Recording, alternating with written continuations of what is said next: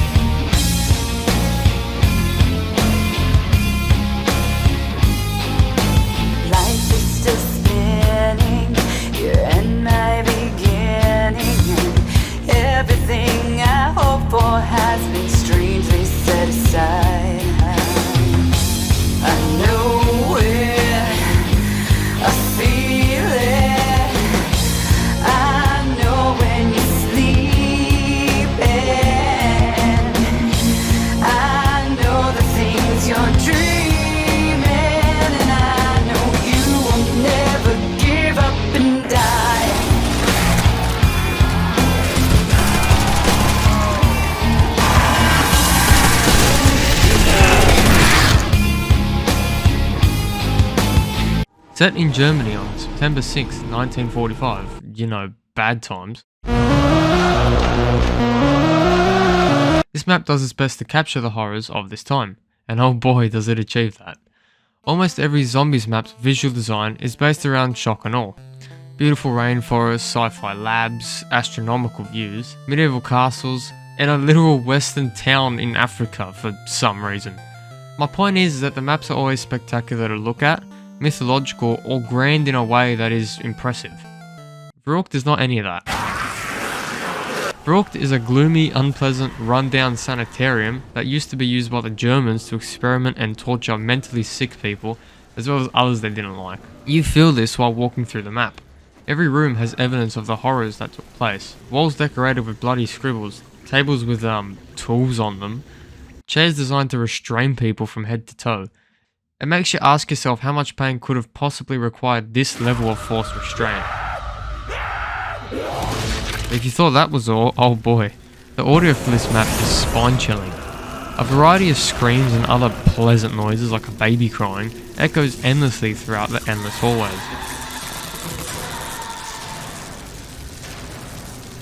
And you wanna know the song that plays over all this? Editor, give me a 5-second sample.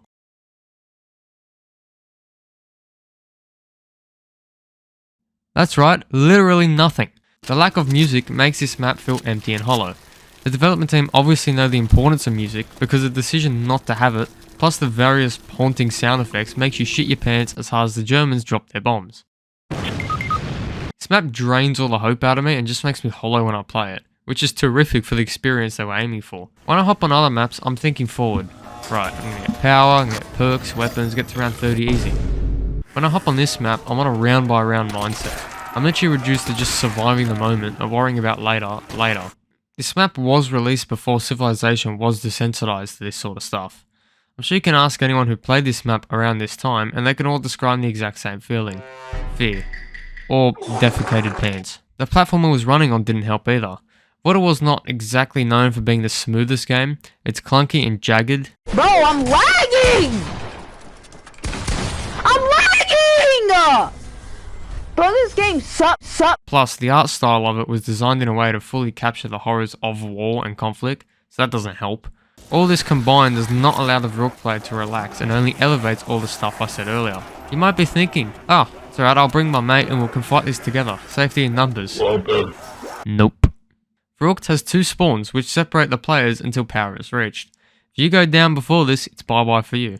Alternatively, if your buddy goes down, all you can do is watch and listen to their cries be drowned out under the bloodthirsty horde of zombie shrieks. Generally existing in this map is just unpleasant, as the violent screams and blood-soaked torture rooms not only horrify the player, but they also hint at the terrifying backstory of what the map's clinical white walls used to house, before they were coated in dark red. Enough scary shit, onto map design. Verrückt's map is basically just a square with a middle cutout. I mean, the middle's still there, it's just inaccessible. Oh, on a side note, there is a half-coated machine gun turret in the waterfall. Maybe this area was originally playable, but got cut for whatever reason. This is the only map to feature 2 separate spawn areas. This removes familiarity, at least somewhat, and only adds to this map's vibe. Each spawn has 2 wall buys and a perk machine. Upon first playing, it must have been confusing as to what the hell a Perca-Cola was. More on this later. Each spawn site has a few rooms to clear before you reconnect in the power room, another new concept. Along the way there are more perk collars and wall buys, as well as the newly added traps. These cost 1,000 points each and kill zombies on any round. Also more on this later. Finally, another music easter egg was added. Instead of shooting a radio, you now must struggle through flushing a toilet 3 times. In my opinion, the song is much better and definitely fits the map's vibe. It's actually in my Spotify playlist. Once in the power room and flicking the switch, the map opens up and the player can run freely in a loop, as well as generally being reunited with the others. Verrückt is a very close quarters map, with a bunch of areas you just simply don't want to be in with zombies around. But there are a few decent areas to train or camp. Nothing solid as stage on Kino, or the catwalk on Derice, or like all of Ascension. The first room on the right side and the last room on the left side, and both trap areas, really are the only places where surviving is possible. I'm aware that some high round attempts camp in the weird blood table kitchen room, but those of us who have actually seen a real woman are incapable of this. There is one more room though that I didn't mention because it's basically useless. This tiny room with a wall by just vibes here. I wouldn't blame you if you've never even noticed it. I'm going to assume it was intended for people to camp, but no, it just doesn't happen. Once again, with 3 or 4 players, it gets pretty hectic pretty quickly. The visual design, as stated earlier, is also just plain terrifying, and definitely hit the nail on the head with its intent and purpose. The idea behind this map, or the reason it was created, was simply due to the popularity of Narrated. Maybe the developers planned it before release, or at least had ideas of it. I can't seem to find anything on that though. It's probably just an expansion of the mode dreamed up after Narcted's success. The developers saw an opportunity to expand and sell some DLCs. There isn't much more on that. There also isn't much info on the development process of Verrückt, unlike Narrated. But it's safe to assume that it was an opportunity taken. Yes! Hell yeah! Hey, come on, baby! Come on! Yes! Come on! The scary factor of Narrated was a popular feature and was dialed up to 11 for Verrückt, as well as the scale and grandeur also being bumped up. This map is designed basically to be more. It's bigger, there's more features, and it's more terrifying.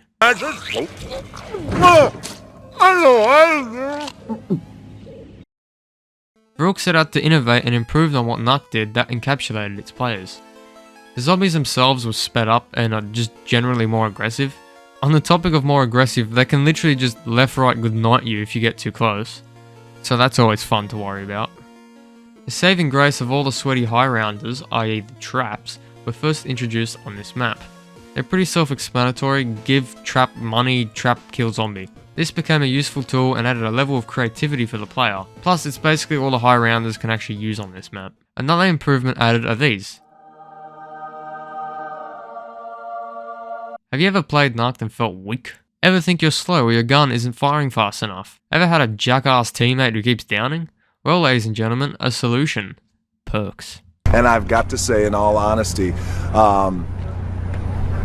it's the biggest piece of dog shit. These are machines around the map that give a player a buff when bought. There are 4.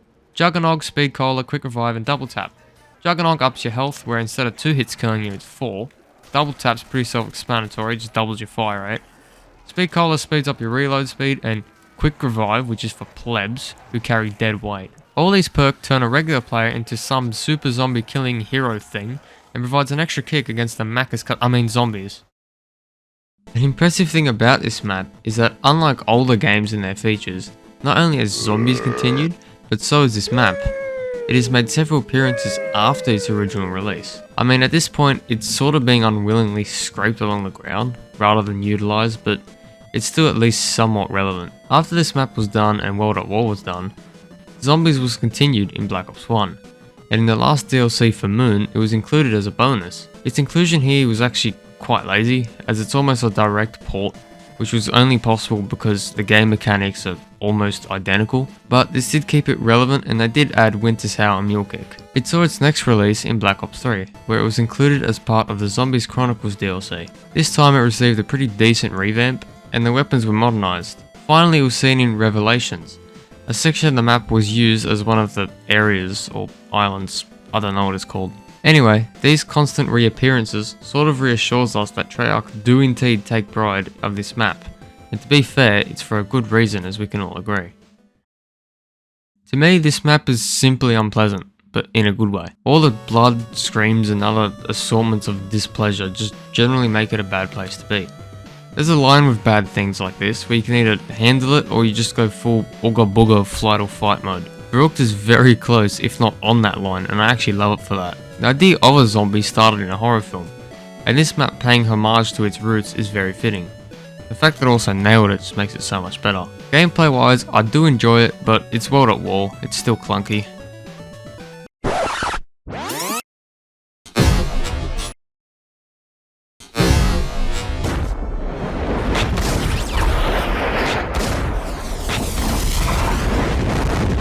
The speed ups of the zombies was a good thing in my opinion, even if I can't handle them.